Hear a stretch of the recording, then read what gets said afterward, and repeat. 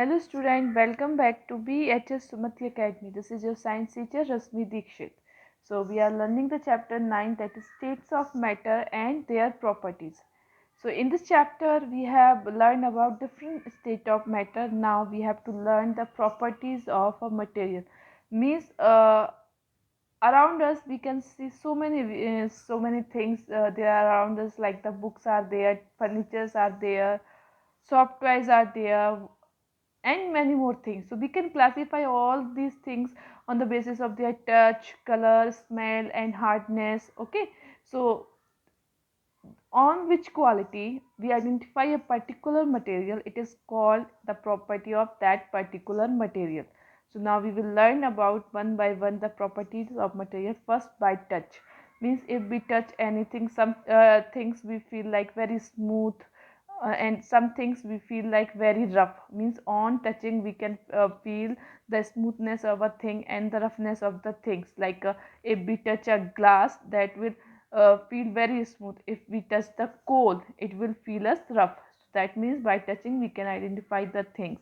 Now by the hardness and softness, means some things are very hard, or some materials are very soft. So on the basis we can identify the things, like a stone is very hard, soft toys are very soft. Okay, bread is very soft, bricks are very hard. So on the basis of the hardness of and the softness of the material we can identify the things.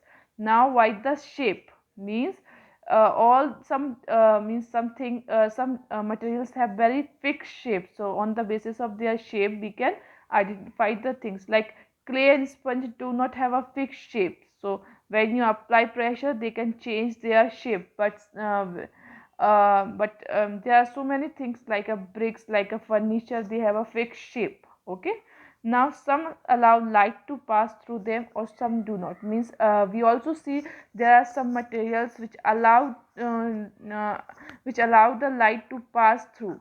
So these are materials are called as transparent materials. And there are also some materials which do not allow light to pass them through, so which is known as opaque materials, like glass and colorless polythene, which allow to light pass through. So these are known as transparent material. Like metals, wooden boards, thick cardboards which do not allow the light to pass through. So these are known as a opaque material. Okay, transparent which allow light to pass through, and opaque which do not allow light to pass through. Okay, now materials like tissues paper, for frosted glasses are materials that allow light to pass only partially.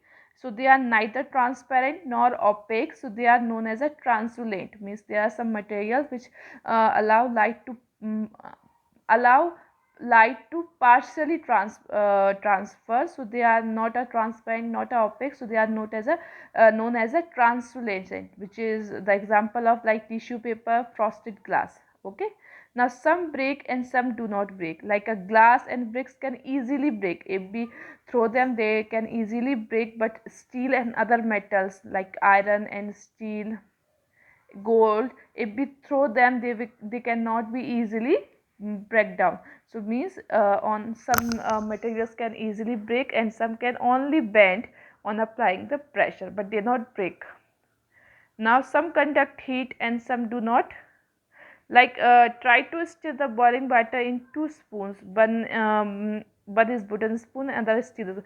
After 5 minutes you find that the wooden spoon does not get heated up while the metal spoon becomes very hot. That means there are some that means metals can conduct heat but non-metals do not conduct the heat. Like wood is not a non-metal, so wooden doesn't conduct the heat, means it cannot pass through the heat, but metal can conduct the heat. So that's why when we keep any hot things in the wooden vessels, it cannot be heated up. Like when we put anything in the metal, it will becomes hot. Now next we have that is some materials dissolve in water and other do not. Means there are some materials like sugar, salt can easily dissolve in water, but there are some materials like sand, sawdust which cannot be or do not dissolve in the water. This is the property of salt and sugar sand. Okay. Now some materials are attracted towards magnet but many do. Means if we keep any iron near the magnet, it can easily attracted by with the magnet or towards the magnet. Means this is called as a magnetic substance. Iron is a magnetic substance because it can easily attracted toward the magnet. But there are some substance which are not attracted by the magnet, which are known as a non-magnetic materials like wood, chalk. They are not attracted towards the magnet. Now materials can have different colors. That is all we know. All the materials have different colors, like aluminum is white in color, copper is reddish brown, gold is yellow, coal is black in color. Means all the materials have different color. Now different food materials have different taste and smells. All we know that they, like sugar is sweet, but neem is bitter, salt is salty.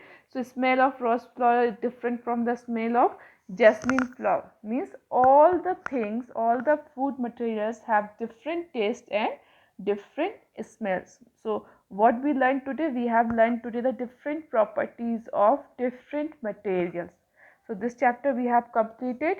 Now we will meet in the next video with the new chapter. Till thank you.